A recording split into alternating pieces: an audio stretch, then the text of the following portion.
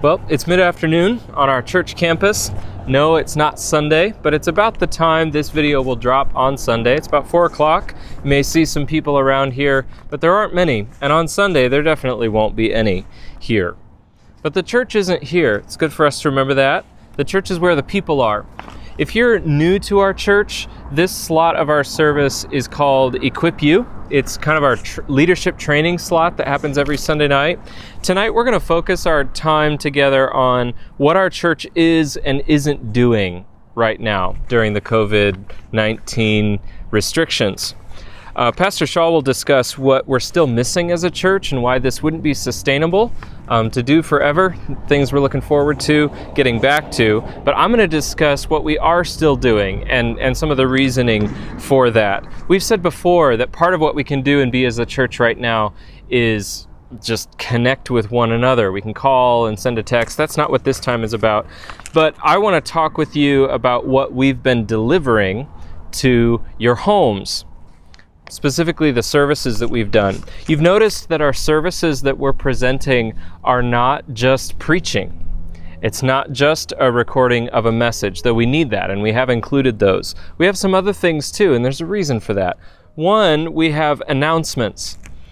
Announcements. Now, you might think of that as one of the more boring part of the services, but it's really vital for us. And it's what makes our service different than if you watched a service from Alabama or something. It's what reminds us of our own pastors and our own life as a church together. And so we have those so we can stay connected on the life of the body and even have some prayer time together. Another thing that we've kept is our worship themes and the introductions to those, as well as the scripture reading. We can't take a time out from worship for 2 months. And these are in the service just to help us consider and worship God each week in spirit and in truth. That's an important part of our service when we're together, and it's an important part we're trying to deliver to you, even though we can't be together here. The last one is my personal passion. You probably guessed it, the congregational singing time. Why are we doing it this way? Why aren't we just piping in some recorded music from somewhere else that we can just sit and watch? Why are we putting the words on the screen? Why am I playing simply? Why are we doing hymns that most of you know if you've been with us for a little while in our church? Well, it's so you can participate. It's nice to have a choir. It's nice to have solos. We can sing to one another in psalms and hymns and spiritual songs in that way, but they're not essential. What is essential is the kind of music that the whole congregation makes together, singing with their actual voices. That's why we're putting the words on the screen. Now, if you're sitting and watching and listening and not participating in the singing, I will forgive you. We will forgive you. But we do hope you'll join in. There is something to our voices being raised in worship to God, in song in particular. It's why God's commanded it. So I hope you'll participate in that. And there's a reason for that. God has commanded us all to sing, and it's a great heart and soul response to God's revelation in worship. So that's part of what we're doing. There are some children's resources for junior church, Sunday school, and Kids for Truth that we're continuing to post. We're trying to stay in touch with social media. So if you haven't followed us on Twitter or Facebook or Instagram, go ahead and do that. We'll be posting little reminders throughout the week and encouragements. Pastor Shaw is dropping an update video each day on our YouTube channel, and our Facebook page will share that each day. So keep up with those. You can find out everything that's going on schedule-wise and access to all of these offerings we're giving you at nwvbc.org/updates. nwvbc.org/updates. So that's a little bit of what we're doing and why during this unique time in our church's history. Well, Caleb just got finished telling you why we're doing what we're doing to try to maintain a sense of normalcy, to try to maintain sort of a continuity of worship in our Sunday services while we're not able to meet together. I just wanted to remind you that these seats are empty and you need to be in them. Not now, we can't do that now, but as soon as we can, we need to come back. Now, I'm a little concerned that some of you might enjoy listening to the preaching or watching the preaching while you're wearing your pajamas or getting popcorn or, I don't know, getting up and getting your cup of coffee or whatever. I just want to remind you that we're doing our best we can to have church as normal now, but it's not good enough. We need to gather together. That we can't do what the Bible tells us to do with regard to church if we're all apart. We can't do that permanently. We have to get together and sing together, Ephesians 5, singing to one another in psalms and hymns and spiritual songs, singing and making melody in your hearts to the Lord. We need to pray together, lifting our voices together in unison like the early church did. We need to, like Hebrews chapter 10, verse 24 says, and 25 tells us to love one another, to spur one another on to love and good works. And so while there are some conveniences of the moment, don't get too much used to it. We're looking forward to seeing you back here soon. We're going to continue our study in the book of 1 Samuel. We're in the book of 1 Samuel, and last week we looked at the relationship between Jonathan and David. I'd like to look a little bit further at the life of Saul here as we examine the last part of this book. Especially I want to discuss the issue of hatred and Saul's hatred for David, because we do see a study in hatred that might impact our lives, that we might learn something from it. I have a question for you. I think it's time to be honest about this. Do you have hate in your heart for someone? Resentment, anger, frustration. You say, well, resentment and frustration are not the same thing. Yes, a root of bitterness can easily become hatred. In fact, there's not a lot of difference between a root of bitterness and hatred. And I just want you to understand that hating and a root of bitterness can destroy you and your life, but not only destroy yours, destroy the lives of those around you. And so we want to look at the subject here of hatred and how hatred destroys, so that you can be warned. Even if this isn't part of your life right now, it has the potential to be someday. People do treat us poorly. People do treat us with disrespect. People are mean. People are angry. People are cruel. And we can easily allow a root of bitterness to develop in our own hearts. And so I want you to see this passage, and we're going to discuss how hate destroys. I'm going to begin reading in 1 Samuel chapter 18, verse 8. And Saul was very wroth. He was angry. He was angry because the women had said Saul had slain his thousands and David his 10,000s. And he was very wroth, and he was angry, and the saying displeased him, and he said, they have ascribed unto David 10,000s, and to me they've ascribed but thousands. But what can he have more but the kingdom? And Saul eyed David from that day forward. Now, Saul was looking for something from David. Saul was expecting someone new to come along. And this prompted him to consider the fact, and he was right about this, that David would be the next king. And it came to pass on the morrow that the evil spirit from God came upon Saul and prophesied. And he prophesied in the midst of the house, and David played with his hand as at other times. And there was a javelin in his hand. And Saul cast the javelin, for he said, I will smite David even to the wall. And David avoided out of his presence twice, and Saul was afraid of David, because the Lord was with him, and was departed from Saul. Now, there is the key, that Saul was afraid of David because the Lord was with David. Let's have a word of prayer as we begin our service tonight. Heavenly Father, I pray that you'll help us to identify a heart of hatred, to see how horrible it is, how destructive it is to us and to others, and Lord, to avoid it in our own lives. We ask this in Jesus' name. Amen. So as we begin to discuss this idea of the heart of hatred, I want you to see, first of all, where hatred comes from. Hatred comes from. And we'll see the sources of hatred in the life of Saul. First of all, it says here that Saul feared David in chapter 18. Verse 12, it says that he feared David because the Lord was with him and was departed from Saul. There are people that we're afraid of, and because we're afraid of them, we're afraid of the damage that they can do to us.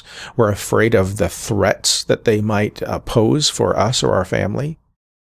You might have a certain jealousy, certain fear that a young man or a young woman might steal away the heart of your child, or the heart of your husband, or the heart of your wife, or there's someone who's a competitor in the workplace, someone who's trying to get your job.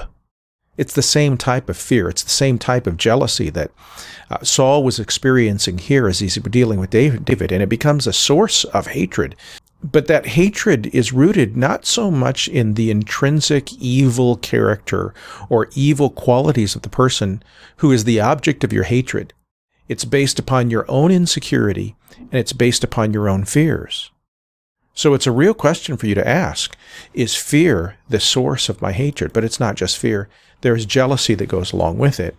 Now, jealousy here and fear are closely connected. Saul is jealous of David. Why? Well, because Saul, as king, has been an utter, complete failure.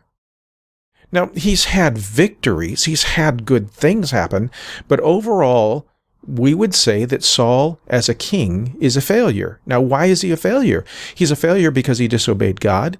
He's a failure because he's acted consistently in fear. He's a failure because he usurped the role of the priest. He's a failure because he did not obey the commands of God completely. He's that kind of failure. And then he watches David, and he sees David as successful. He sees David as a young man whose heart at this point seems very pure. He sees David as a young man who is bold in the faith and bold for God. He sees everything in David that he hates in himself. Do you get that? Because that really takes us to the next issue, and that is that there is a transfer of personal guilt. See, the person that Saul really hated was Saul. Saul saw that the Lord was with David and he wasn't with him. He hated the fact that God wasn't with him. He hated the fact that he was disobedient to God. He hated the fact that he had surrendered the kingdom. He hated the fact that he had surrendered the dynasty because of his own disobedience and because of his own guilt before God. I see this happen a lot of times.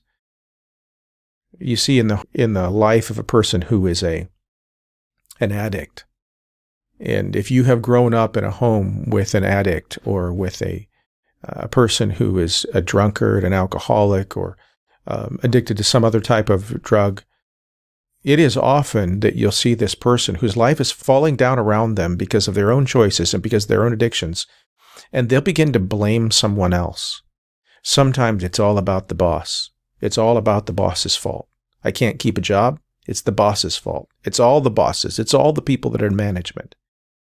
Sadly, sometimes people who are addicts focus their guilt and focus all of their anger and energy on a spouse, and they become an abuser. I've even seen them focus their anger and their guilt on one of their children. Not even all of the children, sometimes one of them. Maybe you're one of the people who grew up under the anger of a guilty parent, and you never even understood why they hated you, why they disliked you so much, why they told you you were no good and you were miserable and you were horrible, and you were the object of their hatred. Well, it's this right here. It's that transfer of personal guilt. They can't really beat up on themselves. They can't destroy their own life, and so they destroy the life of someone else as they seek to blame someone else for their own problems. Now, as the fear and the jealousy and the transfer of personal guilt, as we harbor these things in our heart, we begin to harbor a root of bitterness. Now, some people think that a root of bitterness is all about when someone else sins against us, and we're righteous, and they're unrighteous. And then we harbor that root of bitterness in our hearts. And instead of forgiving them, we choose to be unforgiving and destroy ourselves. But we can harbor a root of bitterness where we're wrong, where we did what was wrong, we were fearful, we were jealous, we transferred the guilt that should have belonged to us to someone else, and then we harbor it. We nurture it. We enjoy it. We enjoy it in a weird way. We make it the obsession of our lives. So the question is this: are you like Saul, are you harboring a root of bitterness?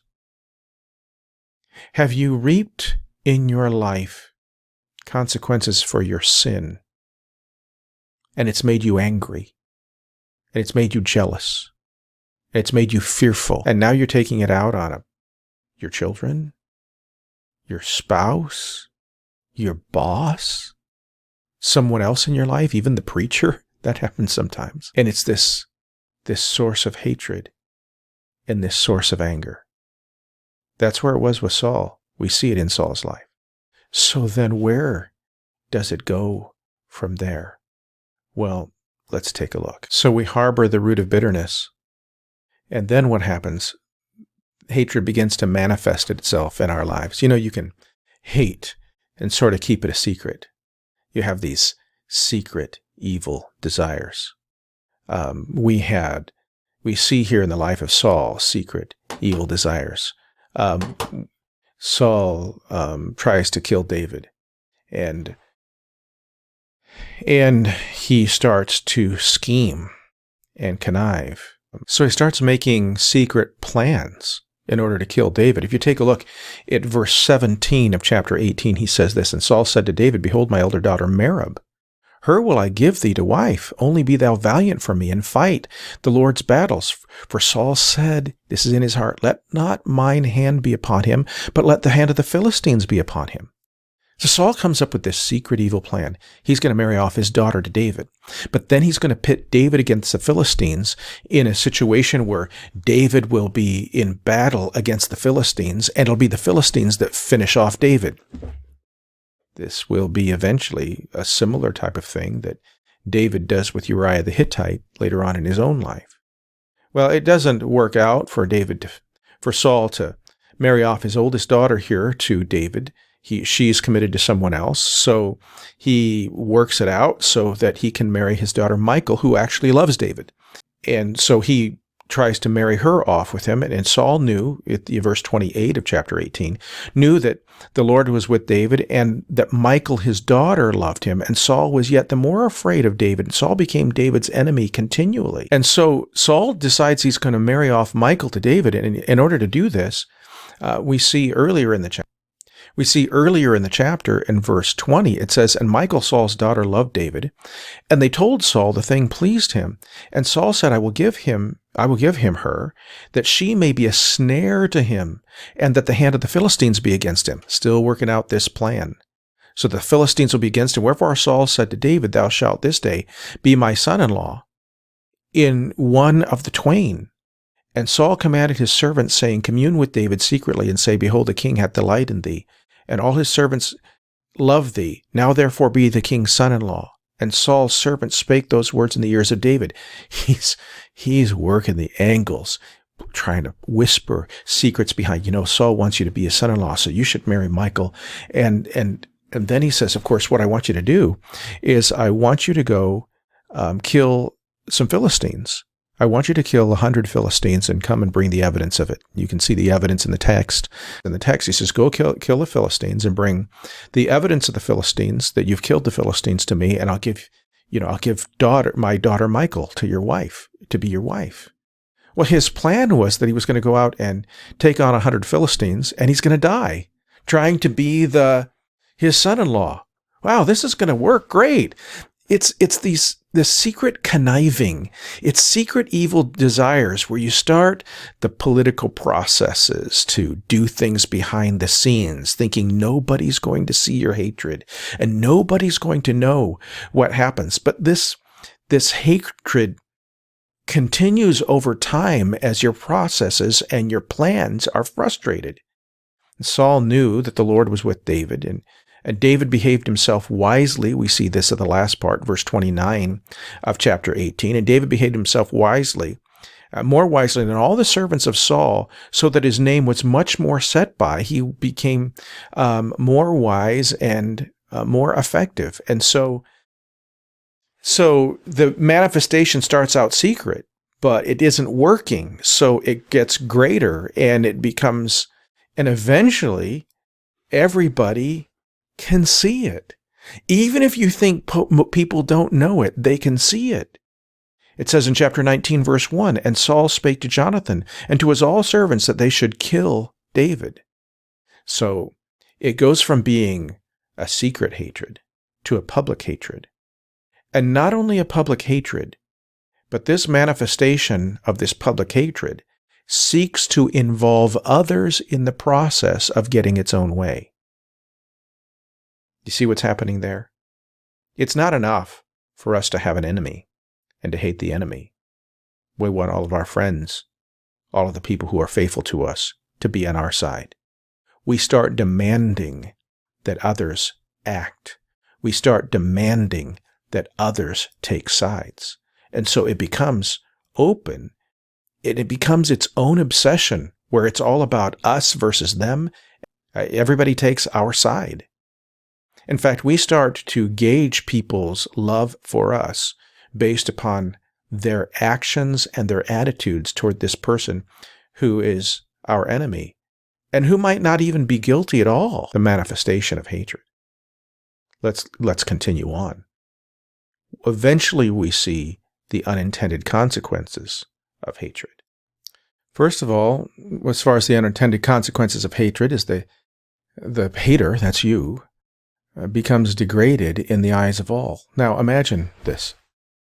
Let's consider this story. Everybody loves David. David has done nothing at this point to seem worthy of death or worthy of Saul's hatred, except that Saul is jealous of him.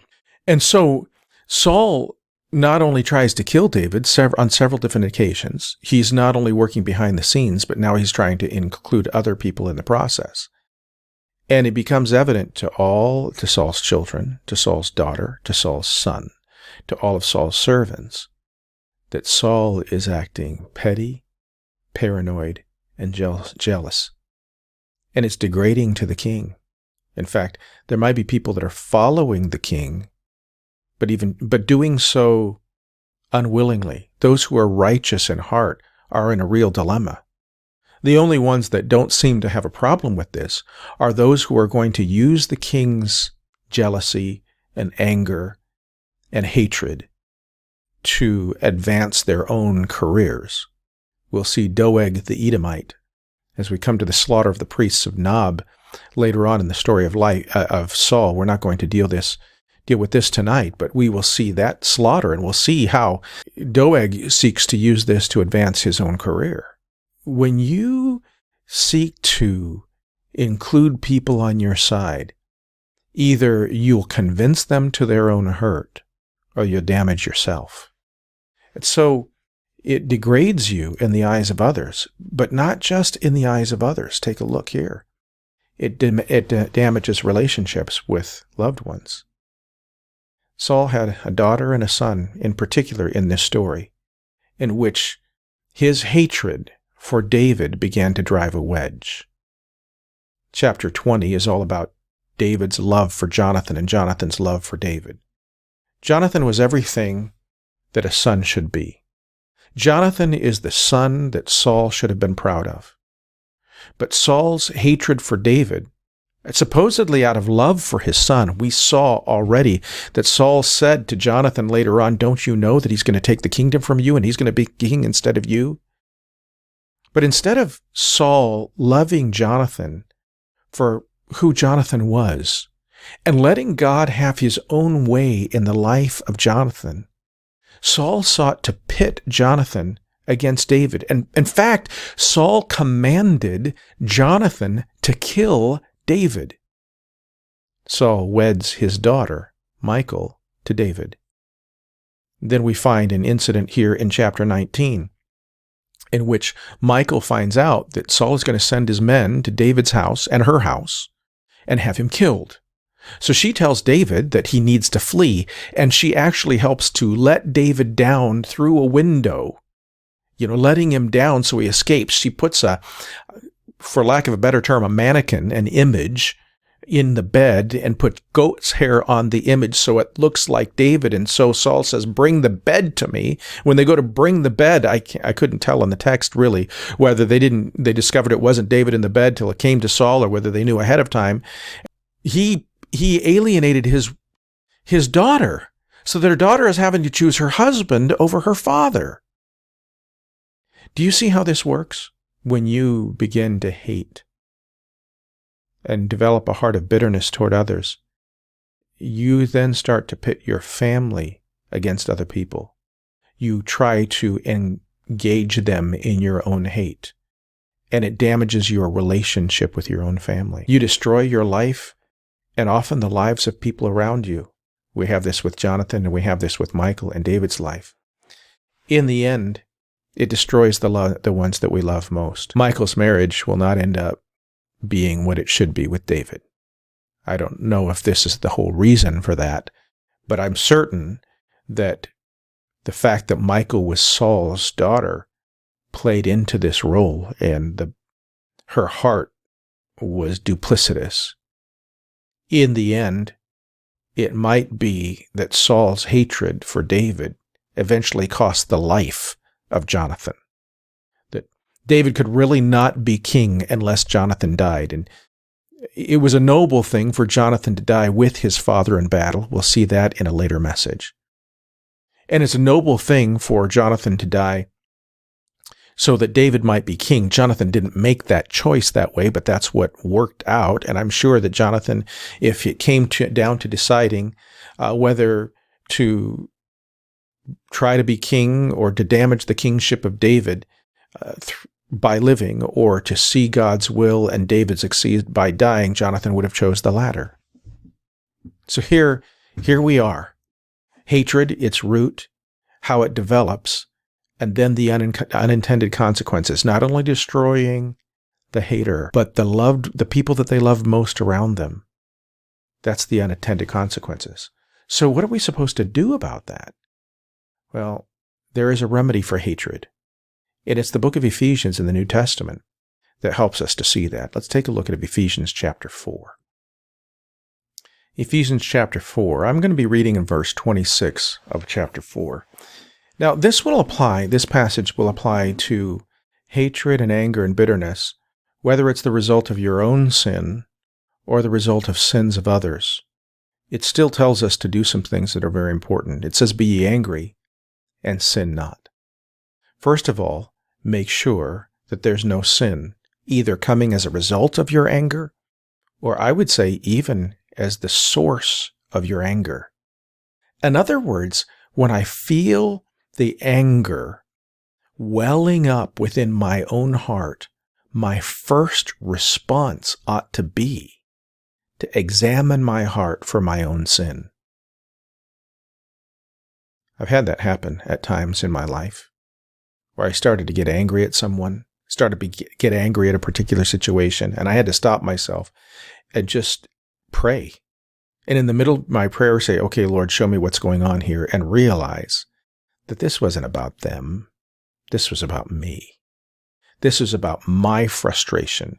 This was about my angry response. This was about my neglect. You're busily occupied about something, but you're not paying attention to your kids. And so therefore, you're not giving them the instructions that they need until that they mess up. They knock over a lamp or a vase and break something. And then you get angry at them, and then you yell at them when you've never given the proper instructions to begin with.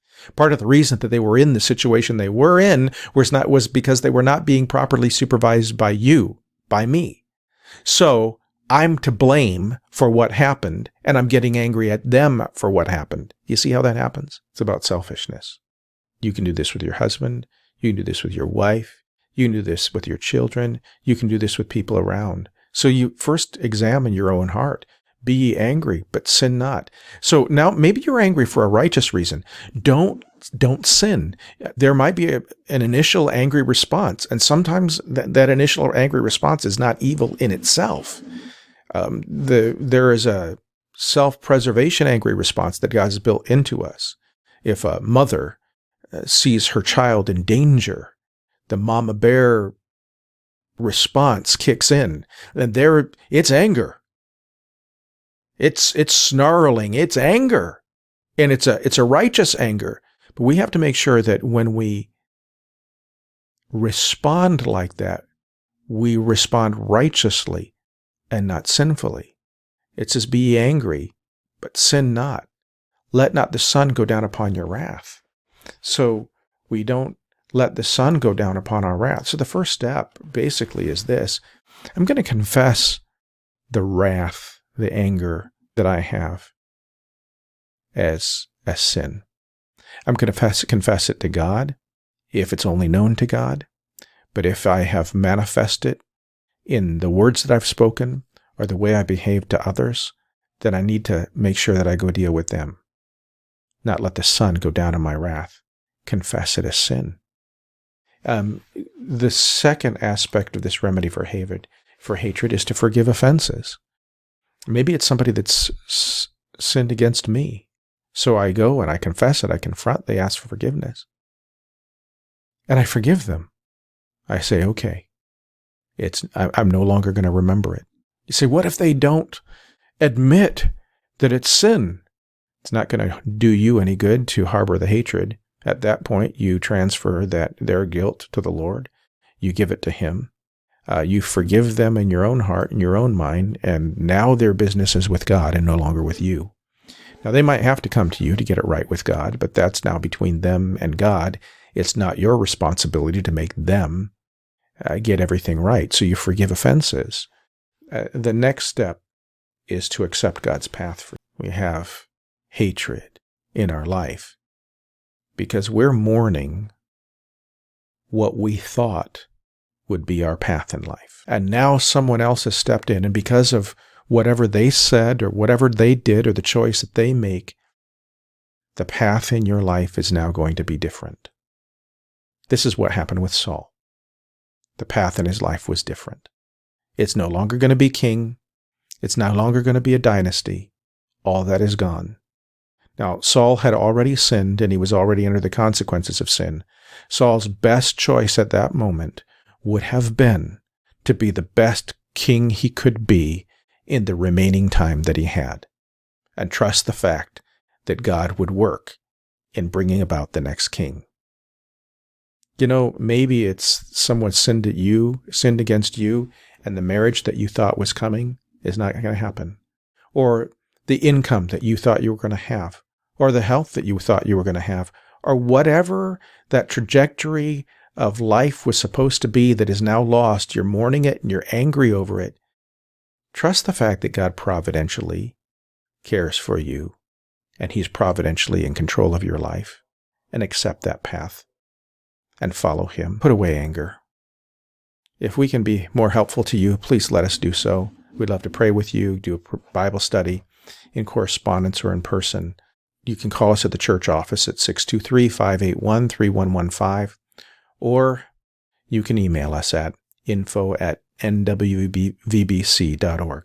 That's nwvbc.org. It has been such a blessing to be with you this evening. Plan to be with us in our Wednesday night prayer service this week. That'll be Wednesday night. The Zoom room will open at 6:30. Please contact the church office or watch for the email to see the meeting room ID or to get the link and then to get the password. Let's continue praying for one another, and we hope to be meeting together with one another again shortly. May God bless.